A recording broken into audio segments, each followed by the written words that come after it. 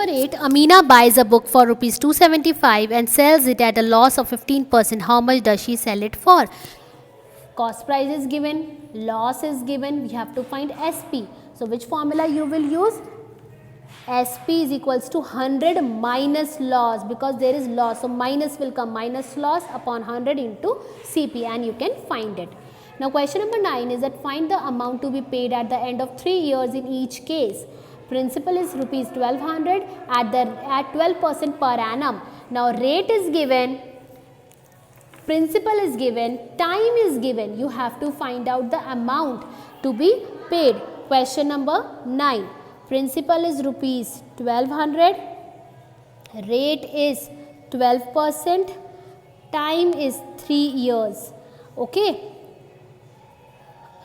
time is 3 years. First of all, we have to find SI. We know that what is the formula of SI? P into R into T upon 100. Put the values. P is 1200, rate is 12, time is 3 upon 100. 0, 0 cancel. Now multiply. 12 into 12 is 144, because 12 square is 144. 144 into 3. 3 4s are 12. 3 4s are 12. 113. 3 1s are 3 and 4. 432 is the SI. Simple interest. Now if we have to find the amount, how we will find the amount? Amount is principal plus SI. Principal, whatever money is been borrowed, plus how much interest we are paying. 432 we are paying. Okay, so it will become 1632. This is the amount which he is supposed to give at the end. Okay, similarly we will do the second part. Now in the 10th question, what rate gives rupees 280 as interest on a sum of rupees 56,000 in 2 years? Children, whenever anything is missing from this formula, SI is equals to P into R into T upon 100, if anything is missing, that missing thing we can find.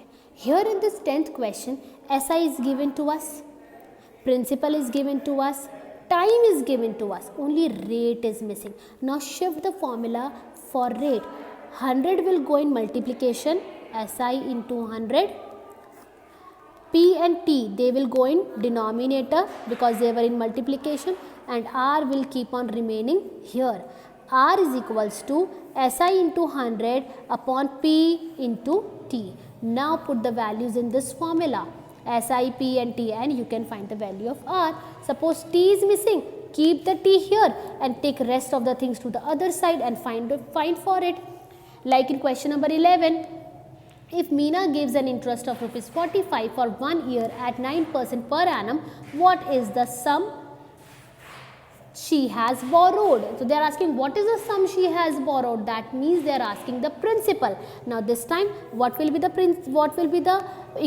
formula for it? For question number 11, P is equals to 100 will go in multiplication, SI into 100 upon what is left, R and T is left, put right R into T.